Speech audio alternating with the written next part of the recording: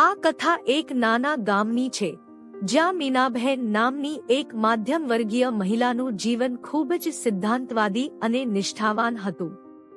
મીનાબહેનની વિવાહે એક સામાન્ય પરંતુ સમર્પિત પતિ સાથે થઈ હતી. બંનેને જીવનમાં ઘણી પરેશાનીઓ અને આર્થિક તકલીફોનો સામનો કરવો પડ્યો. મીનાબહેનનો પતિ રોજિંદા કામમાં વ્યસ્ત રહેતો, પરંતુ તેમ છતાં મીનાબહેનના માટે તે હંમેશા સમય કાઢી લેતો.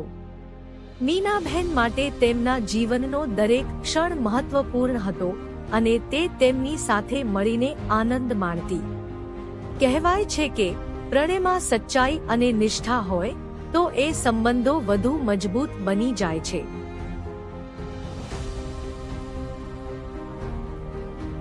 મીનાબહેનનો જીવનસાથી પણ એ જ આશા રાખતો કે મીનાબહેન દરેક પરીક્ષામાં મજબૂત ઊભી રહે. એક દિવસ મીનાબહેનના પતિને એક ગંભીર બીમારી થઈ. દવાઓ, સારવાર અને ડોક્ટર્સના પ્રયાસો છતાં તેની તબિયત ક્યારે પણ સુધરી નહીં. સમય જતાં મીનાબહેનના પતિએ જીવનના અંતિમ દિવસો સુધી પલંગ ગ્રહણ કરી લીધું. મૃત્યુના એક દિવસ પહેલા પતિએ મીનાબહેનને પોતાના પાસે બોલાવી અને કહ્યું, મીના, તું જીવનમાં હંમેશા મજબૂત રહી છે. મારી એક છેલ્લી ઈચ્છા છે કે મારા ગયા પછી તું ક્યારેય પરેશાન ન થવી. તું હંમેશા મજબૂત અને ખુશ રહેવી. મીનાબહેન આ સાંભળી અંતકળ રડવા લાગી, પણ પતિએ તેને શાંત કરી. તે અંતિમ દિવસ મીનાબહેન માટે બહુ મુશ્કેલ હતો, પરંતુ તેણે પતિની આ અંતિમ ઈચ્છા પૂરી કરવાનો સંકલ્પ કર્યો.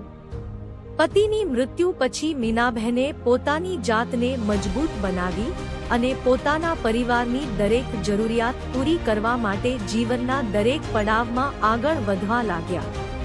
આ કથા એ દર્શાવે છે કે નિષ્ઠાવાન સ્ત્રી એ પોતાના જીવનસાથીની સાથે મજબૂત બાંધણી રાખે છે અને તેની અંતિમ ઈચ્છા પણ મજબૂત રહેવાનો પ્રેરક બળ બની જાય છે.